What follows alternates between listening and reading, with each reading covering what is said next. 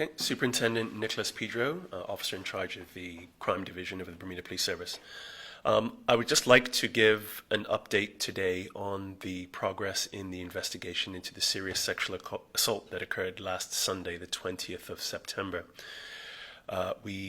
Following a police operation last night and this morning, we took a 37-year-old male from Pembroke into custody, and he is presently remains with us whilst we continue investigations.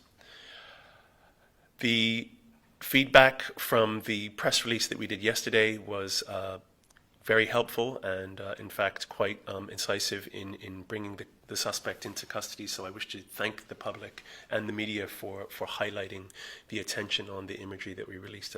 It's been really refreshing, some of the feedback and input that we've had from the public on this.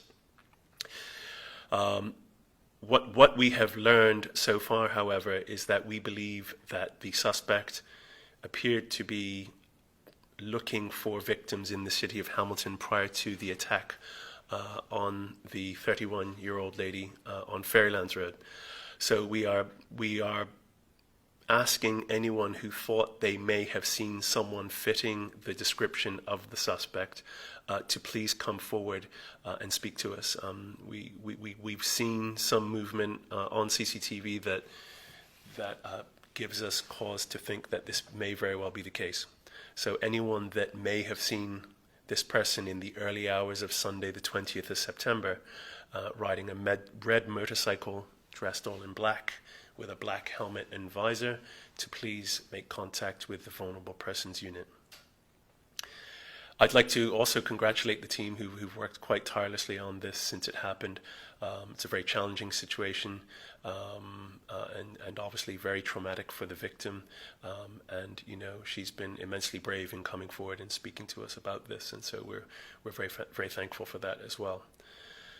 I'd really like people to come forward and speak to us if they believe they may have been targeted or seen this individual acting suspiciously, not just in the city of Hamilton, but anywhere else for that matter. Bermuda's not that big, but certainly we're interested in particular on the morning of Sunday, the 20th of September. I don't know if there's any questions. Is the suspect known to police? We have had contact with him before, yes. Do you believe there could have been other victims on that night? We don't know. We certainly think that that he was looking for someone to prey upon, which is obviously very concerning for the community and us. So we think that, you know, he's definitely been looking around. Whether or not anyone else was specifically assaulted, and they haven't come forward. But if there are people out there who think they may have been a target, or indeed think, we ask them to come forward and speak to us.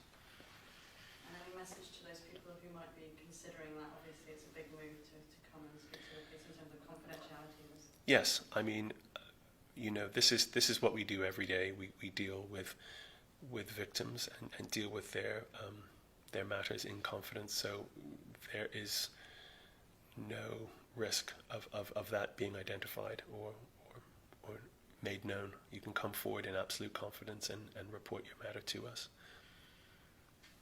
Thank you.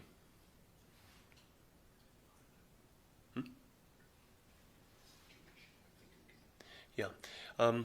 I just wanted to address as well, in my last press conference, I made some remarks and I gave some safety advice, general safety advice, which appeared to be picked up on the Royal Gazette platform with perhaps the suggestion that my guidance was ill-advised for sexual assault victims. And I just want to make a note that my comments when I spoke were very clearly not in relation to this case or indeed sexual assault specifically, but rather general safety advice for people who are out and about, who may be walking or exercising in public, especially during the dark. So I just wanted to make that clarification as well, because it appeared to have offended some people, and that certainly was not my intention.